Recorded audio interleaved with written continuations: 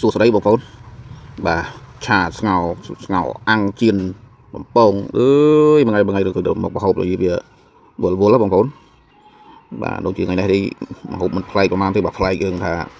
តែគេធ្លាប់ធ្វើអញ្ចឹងអត់ទេមហូបនេះខ្ញុំធ្វើលើកទី1ដែរបាទថ្ងៃនេះខ្ញុំឆាគឺបានមហូបឆាគេថាផ្កាស្ពៃខ្ញុំសួរថាអាហ្នឹងដើមស្អីគេខ្ញុំជិះកាត់រោងចក្រមកឃើញគេលក់មករោងចក្រខ្ញុំឃើញល្អខ្ញុំក៏ចែកទិញគេបងប្អូនបាទគេថាដើមផ្កាស្ពៃឥឡូវមើលខ្ញុំសាកមើលខ្ញុំជៀនមួយសាច់មាន់នេះវាស្ទើរយ៉ាបន្លែហ្នឹងទិញមកច្រើនណាអញ្ចឹងខ្ញុំក៏ថែមបងទា2 3គ្រាប់ទៀតទៅបងប្អូនបាទបងទាខ្ញុំក៏លុកយកទៅជៀនបានពីប្រទេសដែរបងប្អូនបាទមកពីប្រទេសទៅយើងបានយើងយកមកដាក់ជាមួយគ្នាមើលទៅរៀងទំនងតិចបងប្អូនឲ្យវាចេញពណ៌ពងទាមកពងទាខ្ញុំមកដាក់គ្រឿងគ្រៃទៀតបងប្អូនថែមទឹកត្រីបន្តិចទេខ្ញុំកូរខ្ញុំមកជៀនអញ្ចឹងមក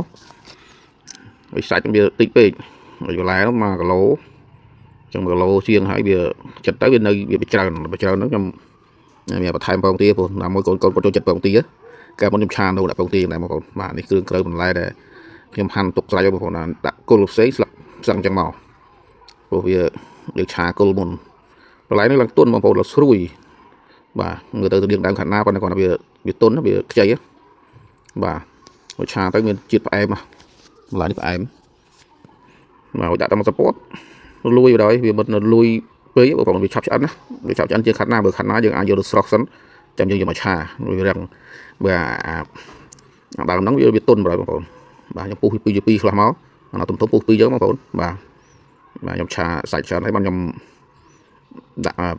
ខាងគល់ចូលមុនសិនបងប្អូនបាទពងទាហ្នឹងខ្ញុំហាន់ឲ្យស្រេចហើយបានខ្ញុំតើឆ្អិនបាទឆ្អិនរួចភ្លក់ថាល្មមខ្ញុំដាក់ពងទាតាមក្រោយបងប្អូនបាទនេះបន្លែរៀងពណ៌បើអាគល់ខ្ញុំដាក់ស្លឹកចូលមក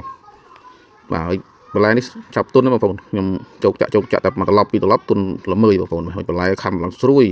អាគល់វាហ្នឹងខ្ញុំមានជាតិផ្អែមបងប្អូនបាទនេះខ្ញុំឆ្អិនហើយខ្ញុំចូលចាក់ពងទា